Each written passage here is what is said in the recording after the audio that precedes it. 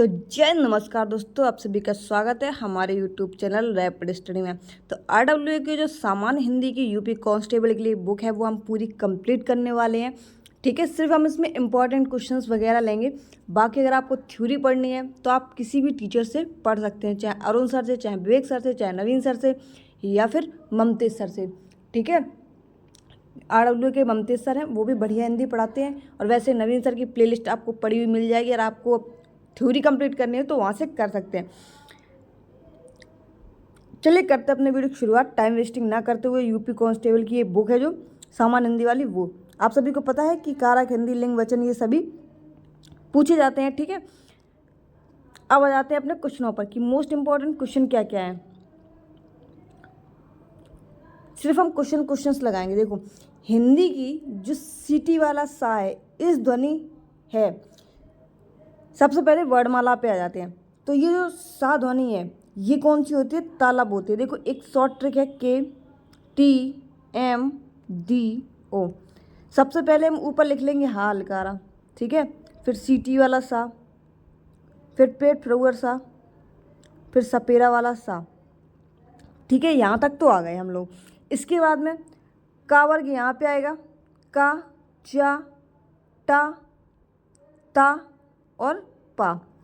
ये जो वर्ग हैं जिनमें 5-5 आते हैं, इन सभी के ये भी किस में आएगी? का वर्ग कंठ में आएगा, चा वर्ग तालु में आएगा, टा वर्ग मूर्धा में आएगा, और ता वर्ग KTM दंत में आएगा, और पा वर्ग जो है वो ओष्ठ में आएगा। ठीक है, इसके अलावा इसमें कंठ में आ भी आता है छोटा वाला, और विसर्ग वाले भी जो है अंग आहा वो भी इसी में आते हैं, कंठ में। ठीक है, इसमें या भी आएगा, और छोटी ई और बड़ी ई भी इसमें आते हैं तालु में। ठीक है, इसके बाद आगे चलते हैं धीरे धीरे करके, और एक्स्ट्रा फैक्ट जो है वो बताएंगे। तो सीटी वाला सा किस में आ जाएगा? अपना तालव्य में आ जाएगा। किसमें? तालव्य में। इसका करेक्ट आंसर हो जाएगा। निम्नलिखित में से महाप्राण वर्ण है, तो महाप्राण वर्ण इनमें से कौन सा है? एक देखो, एक होता है अल्प प्राण, दूसरा होता है महाप्राण, फिर होता है अल्प प्राण, फिर होता है महाप्राण। यानी कि हम कहाँ से? अल्प से, आ से शुरू करेंगे। पहले आएगा अल्प, फिर आएगा महा, फिर आएगा अल्प, फिर आएगा महा, फिर आएगा अल्प। यानी कि 1, 3 और 5 ये किस में आएंगे? ये अल्प प्राण में आएंगे। बाकी 2 और 4 जो हैं ये किस में आएंगे? ये महाप्राण में आ जाएंगे। तो इसमें जो है देखो, पहला ही का जो है वो पहले वर्ग का दिखाई दे रहा है, तो इसका जो करेक्ट आंसर हो जाएगा वो कौन सा हो जाएगा? का कबूतर। ठीक है, कौन सा वर्ड ओष्ठ नहीं है? तो ओष्ठ में कौन कौन से आए थे? हमने बताया था KTMDO, दो। ठीक है, तो का, चा, टा, ता, पा, यानी कि पा पतंग वाली लाइन हमको याद रखनी है। तो पा पतंग, फाफल, बावकड़ी, बावट्टी, माँ मछली। तो इसमें कौन सा जो है वो नहीं आया है ओष्ठ वाले में? देखो ऊ जो है वो भी ओष्ठ में ही आता है। ठीक है, तो जो बड़ा है, कौन सा? बड़ा आ जो है ये किस में आता है? ये ओष्ठ में नहीं आता है। बाकी की ऊ, माँ और वाह ये सभी किस में आते हैं? ओष्ठ में आते हैं। हिंदी शब्दकोश में अंग व आह किस वर्ड के साथ आते हैं? तो अंग आह किसके साथ में आते हैं? तो एक शुरुआत में हमने बताया था आपको कि अकुहा विसर्जनी नाम कंठा, अकुहा विसर्जन नाम कंठा, कंठ से कंठ, और KTM वाला भी बताया था हमने। तो इसमें क्या जो अंग आहा है ये हमने बताया था कि किस में आएंगे? यानी कि कंठ में आएंगे। और कंठ के साथ में और कौन सा आता है? देखो आ भी आता है, विसर्ग वाली भी जो है वो भी इसमें आती है, का वर्ग भी आता है उसमें, और हा हलकारा भी आता है। ठीक है, अल्प प्राण ध्वनियाँ का समूह कौन सा है? अल्प प्राण, अल्प, महा, अल्प, महा, हमने आपको बताया था। तो का कबूतर, खा खरगोश, गा गमला, ये तो देखो नहीं हो सकता। चा चम्मच, छा छाता, जा जलेबी, जा झंडा, यहाँ खा ली, ये देखो एक छोड़ के एक आ रहा है। तो इसका जो सही आंसर है वो बी वाला हो जाएगा। कौन सा? पाँचवा का। पाँचवा का कौन सा करेक्ट आंसर? बी वाला। छठवें पे आ जाते हैं, निम्नलिखित में से कौन सा शब्द अमात्रक है? तो अमात्रक यानी कि इसमें से मात्रा किस पर नहीं है? तो मात्रा किस पर नहीं है? तो सी वाले ऑप्शन पर इसमें जो करेक्ट आंसर हो जाएगा। वर्ड शब्द का अर्थ नहीं है। तो देखो वर्ड का अर्थ होता है रंग भी होता है। ठीक है, वर्ड का जो मतलब है वो रंग भी होता है, जाति भी होता है, और अक्षर भी होता है। लेकिन क्या नहीं होता है? आकाश जो है इसका करेक्ट आंसर हो जाएगा। अयोगवाह कहा जाता है, तो अयोगवाह किसको कहा जाता है? जो विसर्ग वाली होती हैं उन्हें अंग और आहा को हम अयोगवाह कहते हैं और उन्हीं को हम विसर्ग कहते हैं। क्या कहते हैं? विसर्ग, उन्हीं को हम कहते हैं। कौन वर्ण अघोष है? कौन वर्ण अघोष है? यानी कि एक होते हैं सघोष और दूसरे होते हैं अघोष।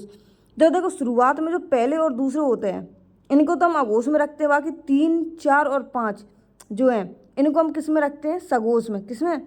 सघोष में रखते हैं। किस में? सघोष में इनको हम रखते हैं। सघोष बोल दें या फिर घोष बोल दें, दोनों बात एक ही होता है। ठीक है, सघोष को ही हम घोष बोलते हैं। तो अब इसमें हम कैसे पता करेंगे? तो पहले और दूसरे वर्ड में पहले तो हम जाएंगे। तो इसमें जो पहला वर्ड है 9वां में वो कौन सा है? तो जो रारस्सी है यही आ जाता है। देखो रारस्सी है, यही अपने अघोष में आ जाएगा। टा वर्ग की बात कर लेते हैं। का चा टा ता, का चा टा ता, का चा टा, यानी कि के टी एम। तो टा टमाटर किस में आ जाएगा? टा टमाटर आ जाएगा मूर्धा में। किस में? मूर्धा में आ जाएगा। आगे चलते हैं अपने और क्वेश्चनों पर। किन ध्वनियों को अनुस्वार कहा जाता है? तो किन ध्वनियों को अनुस्वार कहा जाता है? तो 11वां जो करेक्ट आंसर हो जाएगा वो हो जाएगा नासिक की ध्वनियाँ जो होती हैं, जो पंचमाक्षर वाली होती हैं, जैसे अणा, ठीक है, इया, मा, ना, डा, ये जो ध्वनियाँ होती हैं ये पंचमाक्षर में आती हैं। ठीक है, और इन्हीं को हम अनुस्वार कहते हैं। प्रश्न के आधार पर लाख किस प्रकार की ध्वनि है? तो देखो उच्छिप्त या दुगुड़ की बात कर लेते हैं। तो डाडलिया और डाढ़क्कन इस तरीके की, जिसमें ये जो नीचे इस तरीके के लगे रहते हैं बिंदी रखी होती है, उनको बोलते हैं। संघर्षशील कौन कौन से होते हैं? चा चम्मच, छा छाता, जा जलेबी, चा छा जा झा। ये जो संघर्ष स्पर्शी होते हैं इन्हीं को बोलते हैं। चा चम्मच वाली लाइन जो होती है, चा चम्मच, छा छाता, जा जलेबी, झा झंडा, यहाँ तक कि जो ये 4 वर्ड है ये किस में आते हैं? ये संघर्षशील स्वर में आते हैं। ठीक है, पार्श्विक की बात कर लेते हैं। तो पार्श्विक जो है वो किस में आता है? वो आता है ला में। किस में? ला में। प्रकंपित की बात कर लेते हैं। तो प्रकंपित या लुंठित, प्रकंपित या लुंठित किसको कहते हैं? तो ये रा रस्सी को कहते हैं। किसको? रा रस्सी को कहते हैं। री, देखो री का जो चिन्ह है वो इस तरीके से लगता है किसी भी वर्ड में, ऐसे इस तरीके से घुमाव वाला वर्ड होता है ऐसे नीचे। अब देख लो किस में नहीं है ये। तो रिवाज में ये जो रा रस्सी वाला जो है इस तरीके से, जो वो रा रस्सी वाला नहीं होता, वो री होता है। ठीक है, तो किस में नहीं है? डी वाले ऑप्शन में नहीं है। तो इसका करेक्ट आंसर कौन सा? डी हो जाएगा। अंग आहा क्या है? तो अंग आहा अभी आपको बताया कि अयोगवाह हैं। क्या है? अयोगवाह हैं, जो कि कंठ में आती हैं। किसमें? कंठ में आती हैं। विसर्ग से बना शब्द कौन सा है? तो विसर्ग से बना शब्द कौन सा है इसमें? तो देखो विसर्ग या तो बिंदी रखी होगी ऊपर या फिर अंत में इस तरीके की बिंदी रखी होंगी। ठीक है, तो इसमें बिंदी रखी हुई है निष्प्रा में। इसके बाद में निम्नलिखित में से कौन सा संयुक्त व्यंजन नहीं है? संयुक्त व्यंजन जो होते हैं जो 2 वर्णों के संयोग से मिलकर बने हों। तो छा छतरी कौन कौन से मिलकर बनी हुई? देखो एक तो का प्लस सा, इन दोनों से मिलकर जो है वो छा छतरी बनी होती है। देखो पेट फरोर सा है, ये नहीं बनी होती। त्रा आधा ता प्लस रा से मिलकर बना होता है। ठीक है, श्रा सीटी वाला सा प्लस रा, यानी कि हलंत भी लगा होना चाहिए इनके नीचे सभी। ठीक है, तो इसका जो करेक्ट आंसर क्या हो जाएगा? तो पेट फरोर वाला जो सा है वो संयुक्त व्यंजन में नहीं आता है। ठीक है, 4 संयुक्त व्यंजन होते हैं, 4 संयुक्त स्वर होते हैं। संयुक्त स्वर कौन से होते हैं? तो एड़ी, अयनक, ओखली और औरक। और संयुक्त व्यंजन कौन कौन से होते हैं? तो छा छत्री, त्रिशूल, ज्ञानी और श्रा। ठीक है, ये 4 संयुक्त व्यंजन में आते हैं। दंत वर्ण की बात कर लेते हैं। तो दंत वर्ण में कौन कौन से आते हैं? तो 17 का जो करेक्ट आंसर हो जाएगा कौन से दंत में आते हैं? तो ता तकली जो है वो दंत में आती है। ठीक है, निम्नलिखित में से कौन सा व्यंजन स्पर्श संघर्षी है? यानी कि स्पर्श संघर्षी है। 18वां का कौन सा हो जाएगा? तो स्पर्श संघर्षी जो है अभी हमने आपको बताया चा चम्मच, छा छाता, जा जलेबी और जा झंडा, ये क्या है? ये स्पर्श संघर्षी इन्हें बोला जाता है। तो इसमें इन चारों में से कौन सा मिल रहा है? तो जा जलेबी इसमें मिल रहा है। तो यही हो जाएगा क्या? स्पर्श संघर्षी। घा घड़ी का उच्चारण स्थान कौन सा है? तो घा घड़ी का उच्चारण स्थान कौन सा हो जाएगा? तो ये 19 का जो करेक्ट आंसर है वो है कौन सा? कंठ। कौन सा? कंठ। का कबूतर, खा खरगोश, गा गमला और घा घड़ी। कौन सा? गा घड़ी जो है वो किस में आएगा? वो कंठ में आ जाएगा। इसके साथ में आ छोटा वाला और बड़ा आ भी इसमें आएगा, अंग आहा भी इसमें आएगा और हा हलकारा भी कंठ में आता है। हिंदी वर्णमाला में व्यंजनों की संख्या कितनी है? हिंदी वर्णमाला में 33 व्यंजन होते हैं, 11 स्वर होते हैं और टोटल वर्ड की बात कर लेते हैं तो टोटल वर्ड कितने होते हैं? 52 होते हैं। ठीक है। शब्दकोश के अनुसार संतान, सकल, सचल, सक्षम शब्दों का सही क्रम क्या है?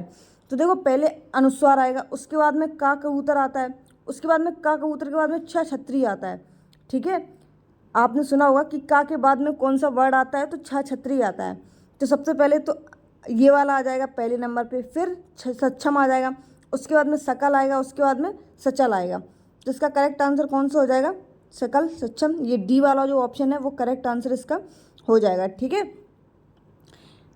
हिंदी शब्दकोश में छा का क्रम किस वर्ड के बाद आता है? लिए लो, किस वर्ड के बाद में आता है? तो का के बाद, अभी हमने बताया कि का के बाद में इसका छा छतरी का जो है वो का के बाद में जो क्रम है वो आता है। ठीक है। आ जाते हैं अगले क्वेश्चन पर कि ए एडी का उच्चारण स्थान का नाम क्या है? तो ए एडी को हम क्या बोलते हैं? तो ए एडी को जो हम बोलते हैं वो बोलते हैं हम कंठ तालव्य। क्या बोलते हैं? कंठ तालव्य। ए दो तो कंठ तालव्य क्या बोलते हैं? ए दो तो कंठ तालव्य बोलते हैं। ठीक है। कंठ ओष्ठ किसको बोलते हैं? तो उ को कंठोष्ठ बोलते हैं। ओ ओखली और औ औरत को किसको? ओ ओखली और औ औरत को कंठोष्ठ के नाम से हम जानते हैं। ठीक है। अंतस्थ व्यंजन नहीं है। देखो अंतस्थ व्यंजन होते कौन कौन से? देखो रा, या, रा, ला, वा, ये चार जो हैं वो अंतस्थ व्यंजन में आते हैं। तो या भी है, रा भी है, ला नहीं है, वा है। तो इसमें कौन सा नहीं है पूछा गया है। तो कौन सा नहीं है? तो हा हलकारा जो वाला है वो इसमें नहीं है। ठीक है। निम्नलिखित में से कौन सा व्यंजन अघोष वर्ड कौन सा है? तो अघोष वर्ड कौन सा है इसमें? 25वां का जो करेक्ट आंसर हो जाएगा, अघोष वर्ड हमने कौन कौन से बताए थे? पहले और दूसरे जो हैं वो अघोष वर्ड में आते हैं। किसमें? अघोष वर्ड में आते हैं और 11 स्वर जो हैं वो भी अघोष वर्ड में आते हैं। तो 25 का जो करेक्ट आंसर हो जाएगा वो कौन सा हो जाएगा? डी जो है। कौन सा? सीटी वाला सा जो है वो किस में आएगा? अघोष में आ जाएगा। निम्नलिखित में से कौन सा व्यंजन पार्श्विक है? पार्श्विक अभी आपको बताया कि लाल लड्डू जो है वो पार्श्विक में आता है। ठीक है। लुंठित या प्रकंपित की बात कर लेते हैं। तो रारसी लुंठित या प्रकंपित के नाम से जाना जाता है। हिंदी की तालव्य ध्वनियाँ हैं। तो हमने तालव्य ध्वनियाँ भी कौन सा बताया आपको? के टी एम। ताल किस में आएगा? तो 4 चम्मच वाले वर्ग में आएगा और छोटी बड़ी ई भी इसी में आएगा। ठीक है। और इचू, यस नाम, या और सीटी वाला सा ये भी किस में आएंगे? ये भी इसमें आएंगे तालव्य में। ठीक है। कौन सी ध्वनि अल्प प्राण है? तो अल्प प्राण हमने कौन सी बताई अभी आपको कि अल्प, महा और अल्प, यानी कि पहला, तीसरा और पांचवा ये अल्प ध्वनियाँ कहलाती हैं। तो इसमें से कौन सा जो है वो मिल रहा है? तो 28 का जो करेक्ट आंसर हो जाएगा वो हो जाएगा डी। कौन सा? ता तकली जो है वो इसमें मिल रहा है। यार अलावा अभी बताया आपको अंतस्थ व्यंजन में आते हैं। किसमें?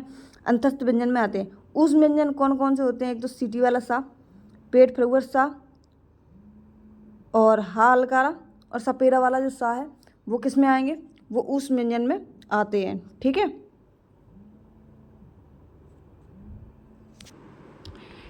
हिंदी की स्पर्श, अघोष और महाप्राण दंत व्यंजन ध्वनि है। तो देखो सबसे पहले तो देख लेते हैं कि दंत में कौन कौन से आते हैं, यानी कि के, टी, एम, डी, ओ, यानी दंत का, चा, टा, ता, यानी कि ता तकली वाली लाइन को हमको लिखना है। ता तकली, था थर्मस, दा दवाइत, धा धनुष, ना नल।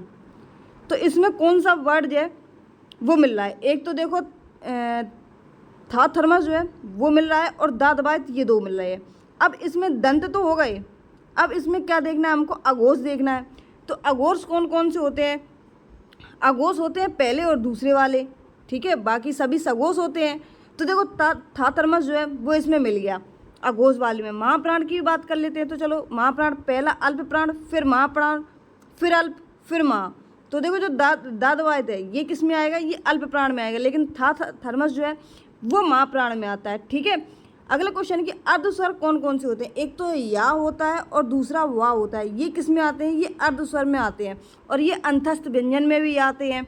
ठीक है, अगला क्वेश्चन कि हिंदी की स्पर्श घोष, महाप्राण और ओष्ठ व्यंजन ध्वनि है।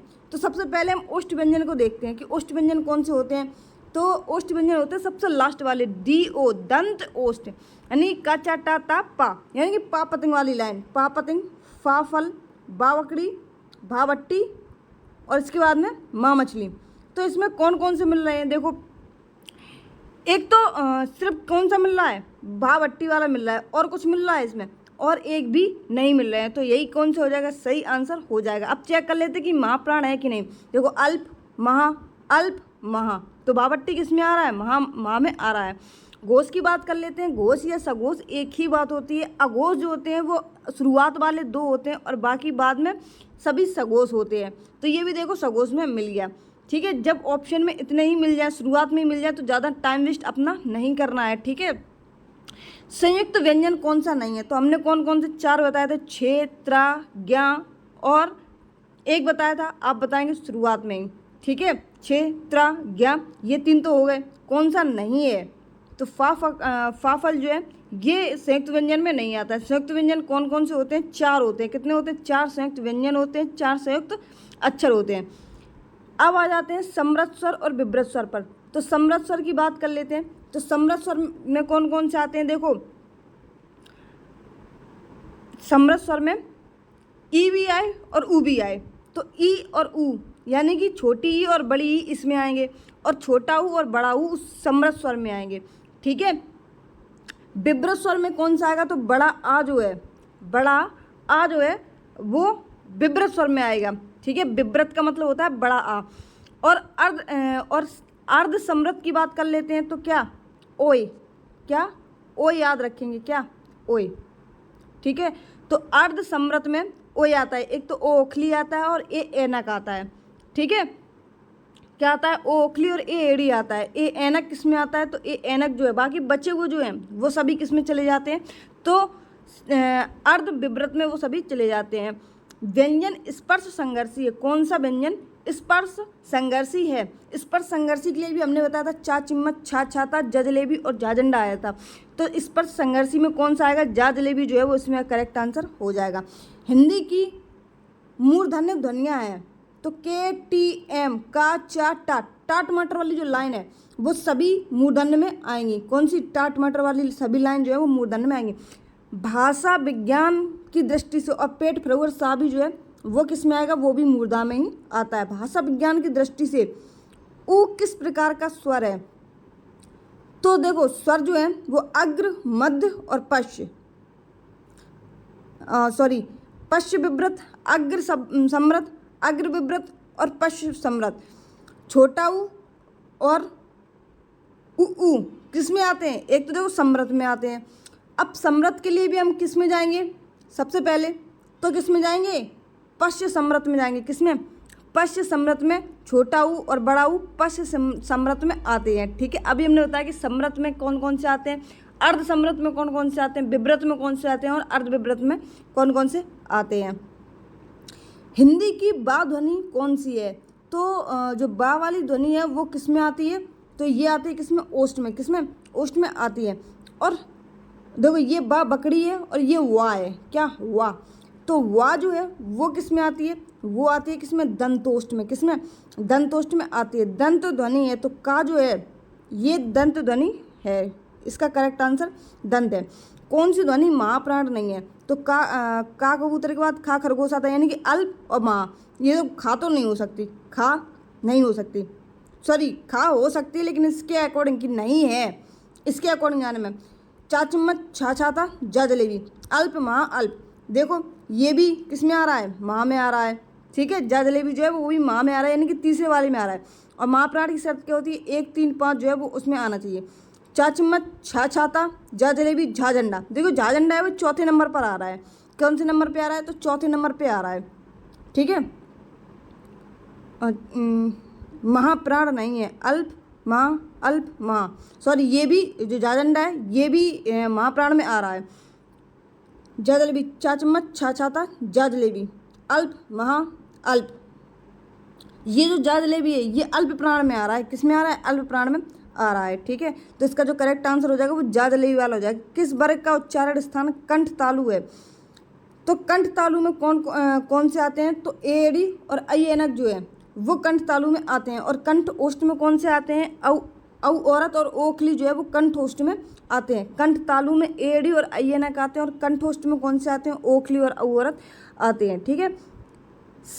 व्यंजन संघर्षी हैं, तो संघर्षी व्यंजन कौन सा हो इसमें, तो 43 का जो करेक्ट आंसर हो जाएगा वो कौन सा हो जाएगा, हा हलकारा जो है वो संघर्षी में आता है, ठीक है। व्यंजन जो है वो संघर्षी में आता है।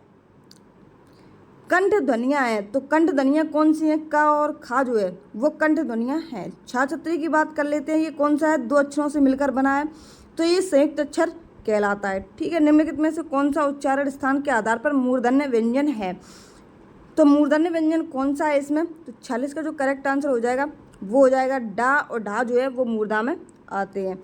निम्नलिखित में से शुद्ध वर्तनी का शब्द है, तो शुद्ध वर्तनी इसमें से कौन सा है, तो 47 का जो हो जाएगा वो हो जाएगा वाडम में, कौन सा है, वाडम में जो है वो इस तरीके से लिखा जाता है।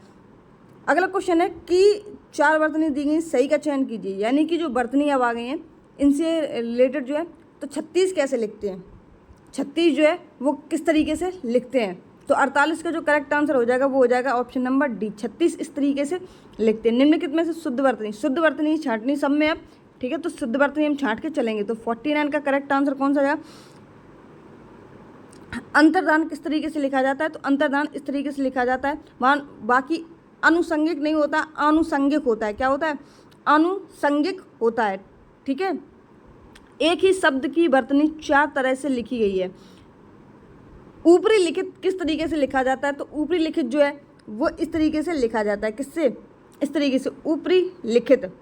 इन नामों में से एक ही वर्तनी अशुद्ध है, एक ही वर्तनी अशुद्ध है, बाकी सब शुद्ध है।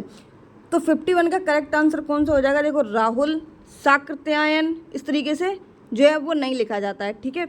इसका जो अशुद्ध वर्तनी कौन सी, राहुल, साकृत्यायन जो है वो इस तरीके से नहीं लिखा जाता, बाकी कौशल्या, मेघनाथ और मैथिली शरणगुप्त इस तरीके से लिखे जाते हैं। अनुग्रहित की बात कर लेते हैं, तो अनुग्रहित किस तरीके से लिखा जाता है, तो 52 का जो करेक्ट आंसर हो जाएगा वो कौन सा हो जाएगा, ऑप्शन नंबर सी हो जाएगा, अनुग्रहित, ठीक है, अनुग्रहित होता है। एक अशुद्ध वर्तनी है जागृत, अनुग्रहित, भागीरथी और अधीन, तो 53 का कौन सा हो जाएगा, जागृत जो है वो इस तरीके से नहीं लिखा जाता है, ठीक है। इसमें जो रारसी है वो इस तरीके से जो गाँव में लगती है, ठीक है, किस तरीके से, इस तरीके से लगती है। यानी वाल्मीकि, द्वंद्व, देखो द्वंद्व समझ में आ रहा है कि गलत लिखा हुआ है, ठीक है।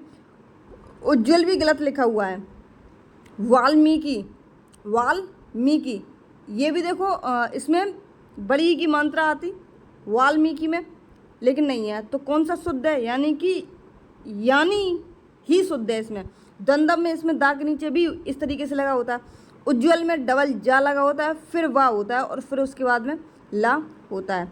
ज्योत्सना की बात कर लेते हैं, तो ज्योत्सना इसमें कौन सा है, तो ज्योत्सना में आधा ता भी होता है, आधा सा भी होता है, और इसमें एक मात्रा होती है, तो एक मात्रा आधा ता और आधा सा किसमें है, तो 55 का जो हो जाएगा करेक्ट आंसर कौन सा हो जाएगा, सी वाला हो जाएगा। जिजीविसा, जिजीविसा किस में समझ में आ रहा है कि जिजीविसा, तो 56 को जो करेक्ट आंसर हो जाएगा वो हो जाएगा बी वाला। हिरण्यकशिपु, हिरण्यकशिपु किस में समझ में आ रहा है कि हिरण्यकशिपु किस में लिखा हुआ है, तो 57 को जो करेक्ट आंसर हो जाएगा वो हो जाएगा कशिपु वाला। हिरण्यकशिपु इस तरीके से लिखा जाता है। देखो ये देखो, यानी इसमें ही समझ में आ रहा है कि ये यानी गलत है, यहाँ पर यानी सही है, शुष्क भी सही है, सूची भी सही है, तो अशुद्ध वाक्य कौन सा है, तो जो पहला इसका करेक्ट आंसर है वो हो जाएगा। निम्नलिखित में से अशुद्ध वर्तनी वाला है, तो अशुद्ध वर्तनी वाला इसमें कौन सा है, देखो महत्व तो इस तरीके से ही लिखा जाता है, वाल्मीकि इस तरीके से ही लिखा जाता है, ठीक है। इसके बाद में 59 का कौन सा हो जाएगा करेक्ट आंसर, तो देखो सन्यासी है वो इस तरीके से नहीं लिखा जाता है, लेकिन पैतृक इस तरीके से ही लिखा जाता है। तो इसका करेक्ट आंसर कौन सा हो जाएगा? 59 का ऑप्शन नंबर डी इस करेक्ट आंसर हो जाएगा। निम्नलिखित में से दिए गए शब्दों में शुद्ध वर्तनी छांटनी है। तो देखो 60 का कौन सा हो जाएगा? 60 का जो देखो द्वारका ही इस तरीके से लिखा जाता है। पूजनीय नहीं होता है, पूजनीय होता है। क्या होता है? पूजनीय इस तरीके से लिखा जाता है। अहिल्या इस तरीके से नहीं, अहल्या होता है। क्या होता है? अहल्या होता है, इस तरीके से लिखा जाता है अहल्या। ठीक है, अंतर्धान आपको बता चुके कि अभी किस तरीके से लिखा जाता है, शुरुआत में आया था। ठीक है, निम्नलिखित में से कौन सा एक शब्द अशुद्ध है?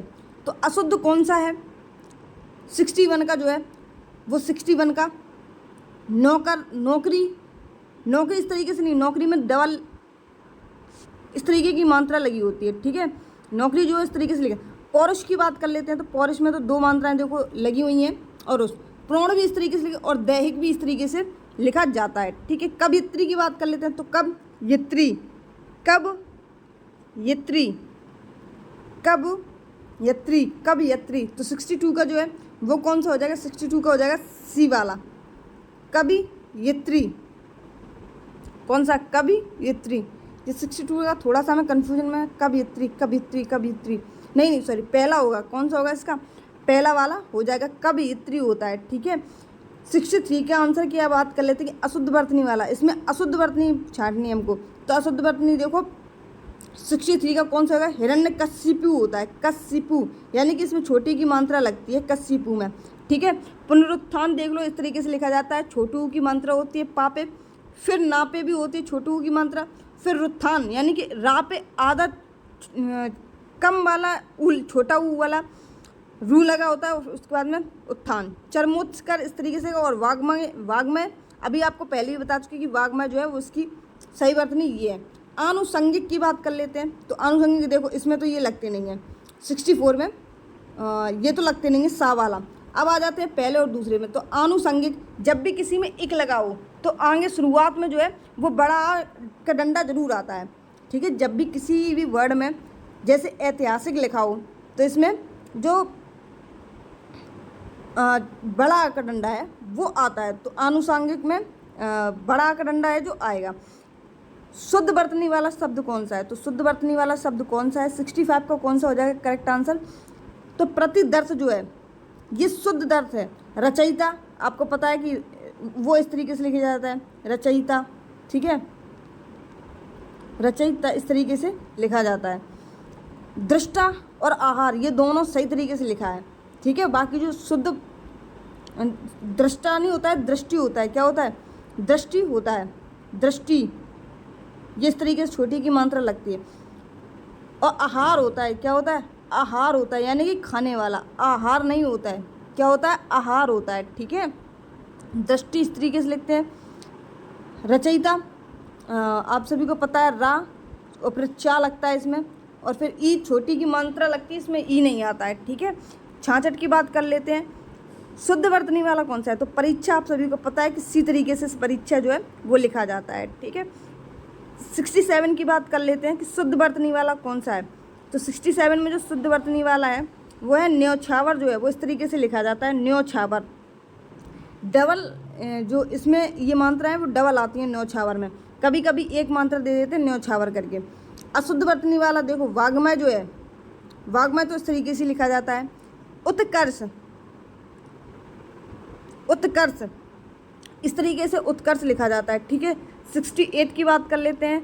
तो मिथिलेश कुमारी जो है वो अशुद्ध वर्तनी है, और वे मनुष्य जो है वो इस तरीके से लिखा जाता है। मिथिलेश कुमारी जो है, कौन सी? मिथिलेश कुमारी इसमें अशुद्ध वर्तनी वाला शब्द है।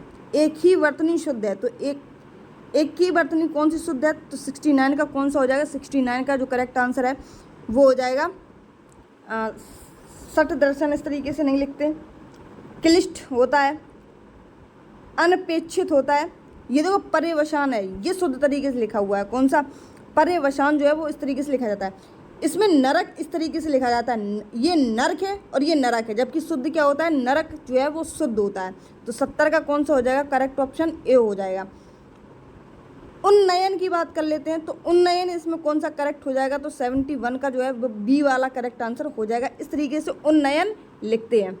ठीक है, अब आ जाते हैं 73वें क्वेश्चन पे, सॉरी 72 में। टिप्पणी किस तरीके से लिखते हैं? तो टिप्पणी जो है, देखो इसमें डाडली वाली तो आती नहीं है, बड़ी इसमें आई है। अब बचा पहला और जो बी और डी बचा। टिप्पणी, टिप्पणी, कौन सा ऑप्शन समझ में आ रहा है? तो 72 का जो ऑप्शन है, option number D correct answer हो जाएगा, टिप्पणी। ठीक है, बड़ी की मात्रा आ रही है। आविष्कार देखो एक गलत तरीके से लिखा हुआ है।